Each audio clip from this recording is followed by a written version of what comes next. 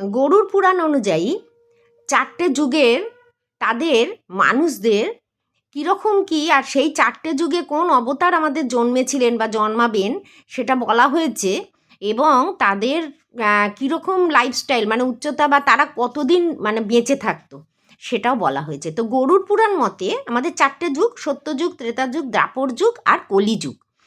সত্যযুগে মানুষ খুব লম্বা ছিল, 32 থেকে 33 ফুট লম্বা ছিল, আর তাদের মানে আয়ু ছিল 1,00,000 বছর। তো সেই যুগে কে কে জন্মেছিলেন, কোন কোন অবতার? মৎস্য অবতার, কূর্ম অবতার, বরাহ অবতার। মৎস্য অবতার, কূর্ম অবতার আর বরাহ অবতার ওই যুগেই জন্মেছিলেন, আর ওই যুগেই শিব বিষ পান করেছিলেন, ওই যুগেই সমুদ্র মন্থন হয়েছিল।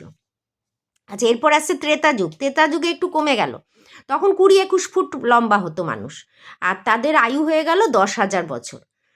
ওই যুগে বামন অবতার, রাম আর পরশুরাম, এই 3জন জন্ম নিয়েছিলেন। এরপরে এলো দ্রাপর যুগ। দ্রাপর যুগে আরও কমে গেল, 10-11 ফুট লম্বা হতো মানুষ, আর আয়ু হয়ে গেল 1,000 বছর। এই যুগে কৃষ্ণ জন্মেছিলেন, কৃষ্ণ আর বলরাম এই যুগে জন্মেছিলেন। আর এখন তো কলিযুগ, কলিযুগে মানুষ আরও ছোট হয়ে গেছে, 5-6 ফুট, আর তার আয়ু হয়ে গেছে 60-70। কিন্তু বলা আছে গরুড় পুরাণে যে যখন কলিযুগ শেষ হতে যাবে তখন এরা আরও বেটে হয়ে যাবে মানুষ, আর আয়ু হয়ে যাবে 20 বছর, মানে একদম কমে যাবে। তখনই জানবেন যে কলিযুগের শেষ।